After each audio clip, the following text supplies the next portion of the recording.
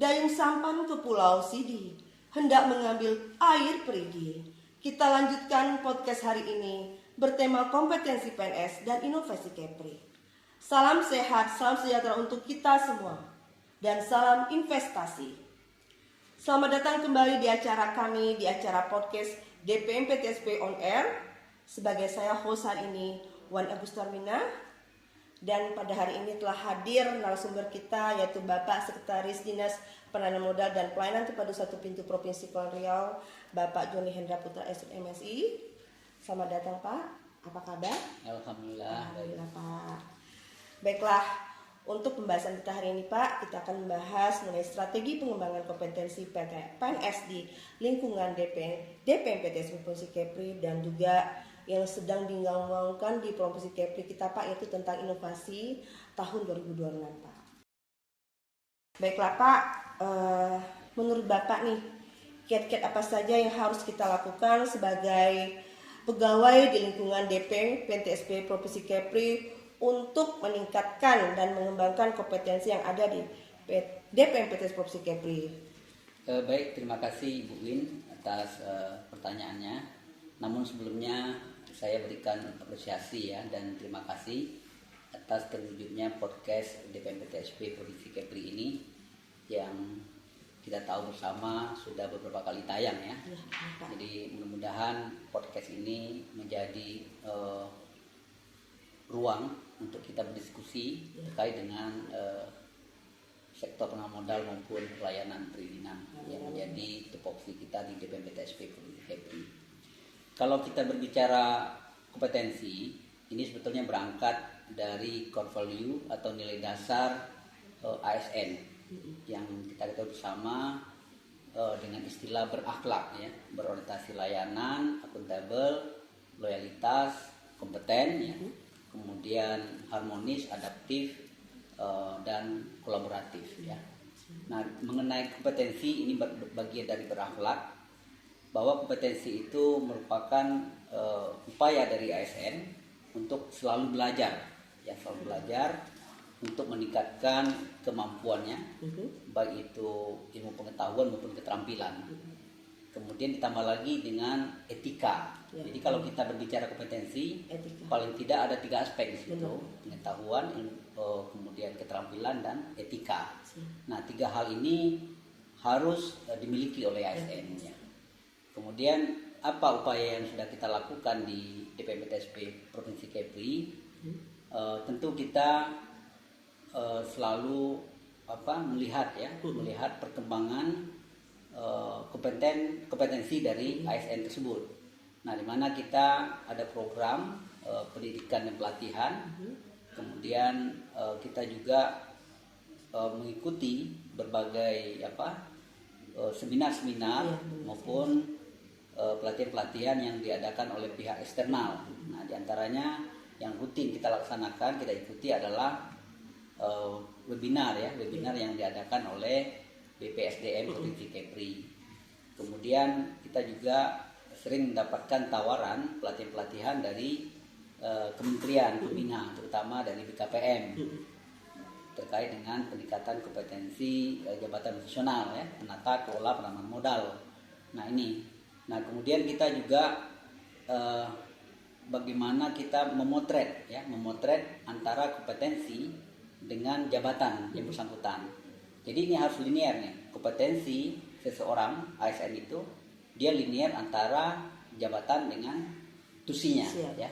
Misalnya yang sederhana, kita ada namanya jabatan arsiparis. Nah, tentu kompetensi yang perlu kita siapkan adalah bagaimana si arsiparis ini betul-betul menguasai ya, mengelola arsip yang baik dan benar. Nah, itu kita coba dorong ASN-nya untuk mengikuti pelatihan-pelatihan yang demikian. Begitu juga dengan jabatan-jabatan yang lain. Ya, kita ada penata kelola penanaman modal, ada penata perizinan, ya. Nah, itu semua kita inikan. Nah, kemudian kita juga menyediakan semacam pelatihan service excellence. Nah, karena kita pelayanan. Apa itu Pak service excellence? Service excellence itu adalah bagaimana kita melayani dengan sempurna, ya, karena kita adalah salah satu OPD yang memberikan pelayanan publik, ya, terutama di PTSP-nya, ya. Kita punya front office. Siap. Nah, tenaga-tenaga front office ini kita berikan pelatihan itu, ya. Kita datangkanlah narasumber yang yang mampu untuk mementor, untuk memberikan pengetahuannya, memberikan skillnya kepada petugas front office dan termasuk juga back office-nya untuk memberikan pelayanan yang terbaik kepada pemohon, baik itu masyarakat maupun pelaku usaha. Ya, demikian. Oke Pak, menurut Bapak pegawai di DPM PTSP Provinsi Kepri udah ada nggak mencapai kriteria tersebut yang Bapak sampaikan tadi Pak? Termasuk yang mungkin medianya atau udahnya Pak, oke lah, atau pegawai-pegawai yang di bawahnya gitu Pak, udah ada nggak sampai kriteria tersebut? Ya, jadi kalau hampir berapa persen gitu loh Pak, kira-kira? Karena gini, untuk kebutuhan pelatihan itu juga sebetulnya melekat terhadap individu ASN-nya. Siap. Nah, di mana sekarang ada kebijakan bahwa setiap ASN, baik itu PNS maupun P3K ya, jadi ASN itu ada dua, PNS dan P3K, itu wajib mengikuti pelatihan minimal tuh 40 jam pelajaran per tahun. Nah, artinya ini menjadi hal yang mutlak gitu, yang tidak bisa ditawar-menawar, bahwa setiap individu ASN itu minimal wajib mengikuti pelatihan minimal 40 JP. Nah, artinya mau tak mau si ASN akan berlomba-lomba ya untuk mencari pelatihan-pelatihan yang sifatnya meningkatkan kompetensi. Ya. Baiklah Pak, sekarang kita melihat masalah rule atau aturan ya Pak ya, disiplin. Bagaimana cara kita meningkatkan disiplin di lingkungan DPM PTSP Provinsi Kepri Pak? Apabila nih ada salah satu pegawai PNS di lingkungan DPM PTSP Provinsi Kepri itu tidak disiplin, apa yang harus Bapak lakukan Pak? Apa punishment-nya dan apa reward-nya untuk pegawai yang benar-benar mematuhi aturan-aturannya yang ada di DPM PTSP Provinsi Kepri Pak? Ya. Jadi kalau disiplin ini juga bagian dari core value, ya, berakhlak itu termasuk dalam sisi adaptif, ya, adaptif, di mana ASN itu harus bisa memberikan atau menunjukkan itikat baiknya, kemudian secara moralitas bahwa dia sebagai ASN itu punya kewajiban, ya. Salah satunya adalah disiplin, ya. Disiplin itu bisa disiplin berdasarkan masuk jam kerja, kemudian disiplin kehadiran di kantor. Jadi kalau kita pilih, orang itu bisa absen pagi dan absen sore, ya, itu baru masuk kerja nih. Kemudian yang kita harapkan adalah di samping masuk kerja juga kehadiran di jam kerja. Nah, inilah tantangan kita terhadap pegawai-pegawai yang mungkin ya ada yang bolong-bolong di kehadiran pada saat jam kerja. Bahkan nggak masuk kerja mungkin Pak ya? Iya betul. Dia hanya absen aja Pak misalnya. Nah ini bagian dari nilai adaptif. Jadi dia harus bisa memanage waktu dia, ya. Ini jam kerja ini, ya, jam kerja tentu dia wajib untuk berada di ruang kerjanya. Nah, kemudian apa yang harus dilakukan di jam kerja? Tentu masing-masing sudah punya uraian tugas, sudah punya tupoksi, ya. Nah, kita selalu mendorong bagaimana seluruh ASN ini betul-betul memahami tupoksinya masing-masing untuk menunjukkan kinerjanya, ya. Nah, kinerja itu bisa berangkat dari membaca aturan yang berlaku, kemudian melaksanakan program kegiatan yang memang sudah kita susun dalam 1 tahun. Nah, itu yang kita harapkan kepada seluruh ASN yang ada di DPM PTSP Provinsi Kepri ini. Jadi bekerjalah dengan keikhlasan, kemudian dengan menanamkan nilai-nilai moralitas dalam mewujudkan kinerja yang terbaik, ya, sebagai ASN. Itu tantangan ya Pak ya? Ya, itu tantangan kita ya, betul. Nah, kemudian tadi mengenai reward dan punishment, ya, benar, Pak. Kita sebetulnya berupaya menghindari menerbitkan surat yang namanya sanksi. gitu, Ya, sanksi. kita coba hindari itu. Tapi bagaimana kita secara persuasif pendekatan, mungkin dengan mencoba memanggil lah ya untuk berdiskusi yang bersangkutan untuk merubah perilaku ya. Dan ini sudah pernah kita terapkan pada waktu-waktu ini dulu. Jadi ketika ada ASN yang memang kelihatan tidak disiplin, baik itu masuk kerja maupun di jam kerja, kita coba panggil, berkoordinasi dengan Kasubag Umpek waktu itu ya. Nah, intinya bagaimana merubah perilaku yang negatif menjadi hal yang lebih baik. Oke Pak, mungkin Bapak pernah dengar itu mengenai soft skill ya Pak ya. Ya, di lingkungan kerja kita pasti membutuhkan soft skill nih Pak. Oke. Menurut Bapak, apakah soft skill yang untuk meningkat kompetensi pegawai dengan DPMP Kepri Pak? Soft skill seperti apa Iya. sih? Jadi kalau berbicara skill, Sangat butuh tuh Pak soft skill. ada soft skill, ada hard skill Iya. ya. Kalau soft skill itu lebih kepada hal-hal yang bersifat komunikasi ya, benar, Pak. kemudian Iya, kerjasama ya, benar. kemudian kepemimpinan. Iya, benar. Nah, kemudian juga bagaimana dia Kreatif, memanage waktu, ya, iya. itu berupa soft skill. Iya. Dan memang soft skill ini merupakan salah satu tingkat keberhasilan Iya. seorang ASN untuk mencapai karirnya itu soft skill ini sangat menentukan ya, di samping hard skill. Bahkan mungkin lebih dominan soft skillnya. Benar. Nah, karena itu tadi saya sampaikan, ini bagian dari etika ya, etika salah satunya itu tadi masalah komunikasi ya, komunikasi, kemudian kepemimpinan ya, bagaimana kita memberikan teladan kepada bawahan ya, kemudian bagaimana bawahan kepada atasan, itu sangat berpengaruh sekali di dalam lingkungan kerja, berpengaruh juga dalam karir seorang ASN.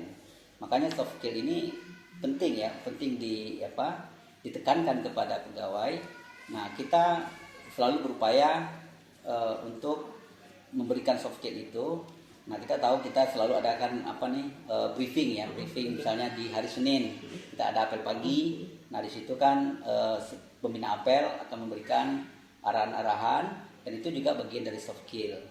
Kemudian pimpinan juga selalu mengadakan rapat ya, pertemuan di ruang rapat, bagaimana pimpinan memberikan arahan-arahan, nasihat-nasihat. Itu juga bagian dari peningkatan soft skill seorang ASN di DPMP Kepri.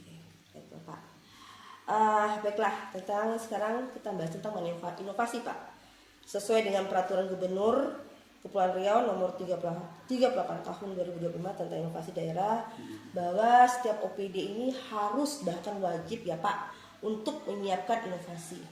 Yeah. Nah, menurut Bapak nih, apa sih kesiapan dari DPMP Kepri untuk kesiapannya nih untuk meningkatkan inovasi yang ada di DPMPTS Provinsi Kepri Pak? Ya, kalau berbicara inovasi, sebetulnya bagi kita di DPMPTSP bukan hal yang baru ya. Kita sudah coba dulu memulai inovasi sebelum adanya gaung seperti ini. Di tahun 2020 ya, kita sudah berinovasi melalui pembuatan aplikasi ya, pelayanan perizinan yang kita kenal dengan nama Sijarim ya. Jadi inovasi itu bagaimana kita mempermudah yang tadinya rumit menjadi sederhana, yang tadinya sulit menjadi lebih mudah. Jadi itu inovasi. Jadi sederhana saja inovasi itu. Jadi bagaimana meningkatkan kualitas ya. Kualitas itu dari sulit menjadi mudah, dari berbelit-belit menjadi sederhana, dan seterusnya. Nah, apa yang persiapan kita di DPMPTSP, adanya kewajiban setiap OPD untuk mengeluarkan inovasi. Nah, di mana pendekatannya kalau kita itu eselon 3 atau per madya ya, satu orang madya itu 3 inovasi. Nah, jadi kita total madyanya ada 7 sekarang ya, 7 tanpa sekretaris 1 jadi 8. Jadi inovasi yang menjadi kewajiban kita itu sebanyak 24 inovasi. Nah, dalam perkembangannya kita sudah melakukan beberapa kali pertemuan, termasuk mendatangkan narasumber dari Bapeda untuk menjelaskan bagaimana persiapan administrasi mengusulkan inovasi. Nah, di mana di bulan April ini sekalian kita ingatkan kepada teman-teman semua bahwa di bulan April ini kita sudah menyiapkan administrasi secara lengkap, berkas-berkasnya untuk inovasi. Nah, kemudian pimpinan juga membuka ruang untuk tetap berdiskusi lah ya, berdiskusi bagaimana menggolkan inovasi yang sudah dicanangkan oleh inovator.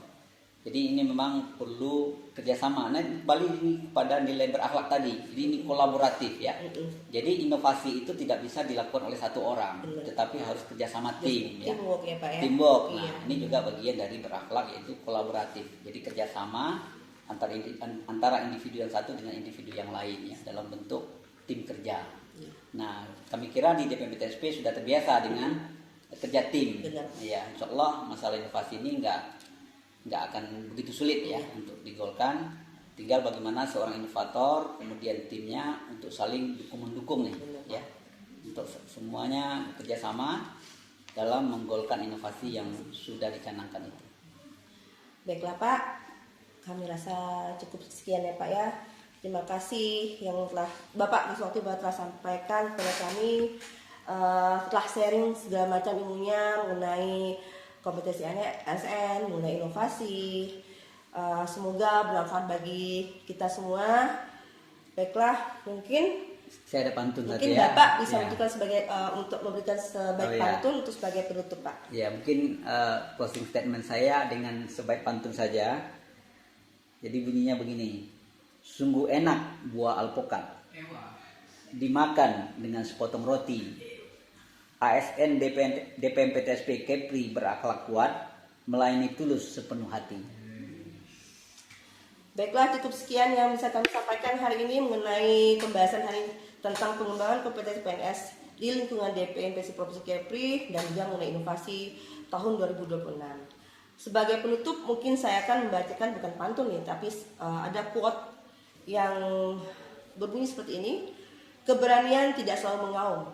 Terkadang keberanian adalah suara tenang di penghujung hari yang mengatakan, saya akan mencoba lagi. Oleh Mary Anne Reichmacher. Sekian dan terima kasih. Wassalamualaikum warahmatullahi wabarakatuh.